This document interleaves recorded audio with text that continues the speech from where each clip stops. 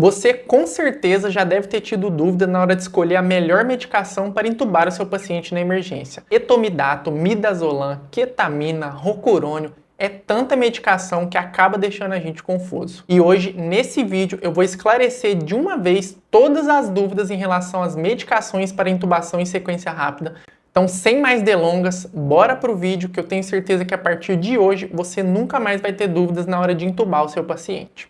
A primeira coisa é tentar entender que as medicações estão em categorias e cada uma delas vai ter uma função diferente. Então não faz sentido, por exemplo, escolher duas medicações de uma mesma categoria, pois elas teriam em teoria a mesma função. Claro que vão ter exceções, mas vamos tentar pensar no geral aqui. E quais são essas três categorias que sempre precisam estar em nossa cabeça?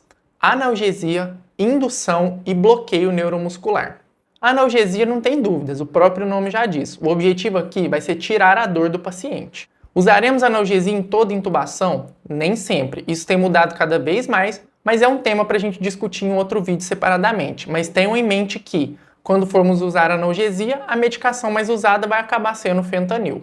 Indução. Indução é aquela medicação que vai sedar o paciente, para que ele não tenha percepção durante o procedimento do que está acontecendo. E com isso, a gente consegue reduzir a resposta simpática do paciente à introdução do tubo orotraqueal. Quando a gente fala de bloqueio neuromuscular, também não tem muito segredo, o próprio nome já diz. O objetivo aqui é bloquear a musculatura, relaxar a musculatura para que possa facilitar a nossa intubação. Agora, eu vou ensinar vocês como escolher a medicação baseada em cada situação e baseada nessas três divisões que a gente acabou de fazer. Analgesia, indução e bloqueio neuromuscular. Analgesia eu já dei um spoiler para vocês. A gente vai usar primordialmente o fentanil, mas a gente pode usar também a lidocaína. Se você ainda está aprendendo o básico, foque no fentanil. É uma medicação mais amplamente disponível, é uma medicação que a gente sabe manejar melhor, então não tente aprender a usar a lidocaína agora, foque no fentanil. E eu vou fazer um vídeo aqui depois explicando em quais situações a gente vai usar o fentanil. Agora a gente vai falar um pouquinho do bloqueio neuromuscular.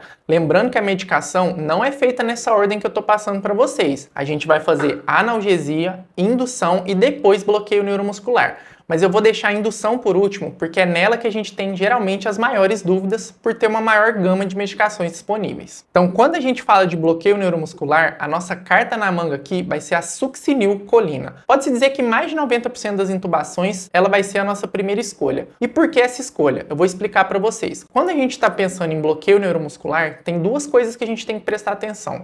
Primeiro, o tempo de início daquela medicação. Afinal, não pode ser uma medicação que demora muito para começar seu efeito, senão a gente acaba ali demorando para fazer intubação e às vezes o paciente precisa daquilo imediatamente. A segunda questão vai ser o tempo que esse bloqueio vai durar. Por quê? Principalmente em via aérea difícil, se a gente tiver uma medicação que a duração é muito grande, se a gente não conseguir intubar esse paciente vai demorar a voltar à ventilação espontânea. E isso pode causar alguns problemas pra gente. E é aí que a succinilcolina acaba ganhando do rocurônio. A duração da succinilcolina é cerca de 10 minutos. Geralmente é o suficiente para a gente fazer uma intubação, mesmo que seja uma intubação mais difícil com diversas tentativas. Já o rocurônio pode durar até 60 minutos. Imagina que tragédia você pegar um paciente com uma via aérea difícil, bloquear esse paciente com rocurônio e ele ficar 60 minutos bloqueado, onde você vai ter que ficar ali ventilando esse paciente. Mas calma, isso não é contraindicação absoluta para a gente usar o rocurônio. A gente vai preferir o succinil. Mas, se o paciente tiver contraindicações da succinilcolina ou a gente não tiver a disponibilidade da succinilcolina, a gente vai acabar usando o rocurônio e não tem problema.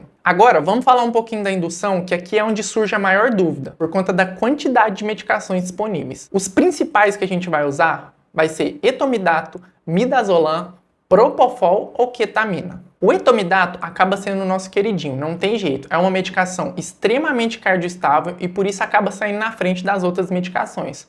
O problema dele é que nem sempre ele está disponível, principalmente em UPA aí do interior, você vai acabar não encontrando essa medicação. Então, se você tiver disponível, use etomidato, porque é uma medicação mais segura. Se você não tiver disponível, aí sim você começa a pensar nas outras opções. A ketamina também é uma boa medicação para indução. O seu efeito colateral pode ser benéfico ou maléfico, a depender de cada paciente. A grande questão que você tem que pensar é que a ketamina pode causar hipertensão ou taquicardia, o que pode não ser interessante para alguns pacientes. Mas, pensando em um paciente, por exemplo, que esteja instável hemodinamicamente, hipotenso, pode ser até que esse efeito seja interessante. Agora, tomem muito cuidado.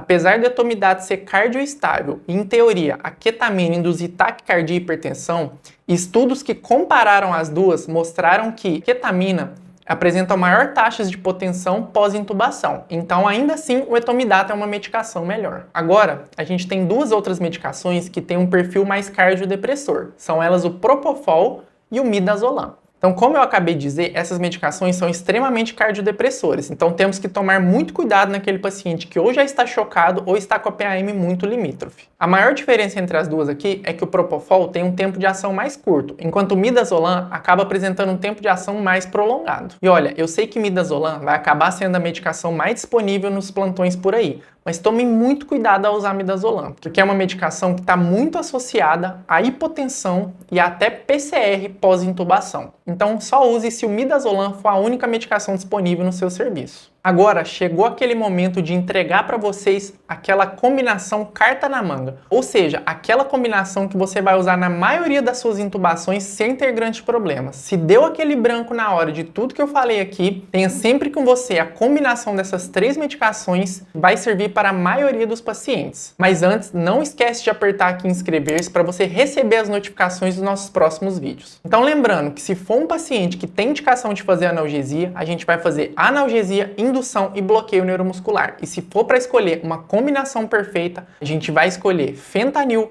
etomidato e succinilcolina. Se você guardar essas 3 medicações, eu garanto que elas vão servir para mais de 90% das suas intubações. Então é isso que eu tinha para falar hoje. Em breve nós vamos fazer outros vídeos falando detalhadamente de cada uma dessas medicações para que você possa dominar o seu plantão.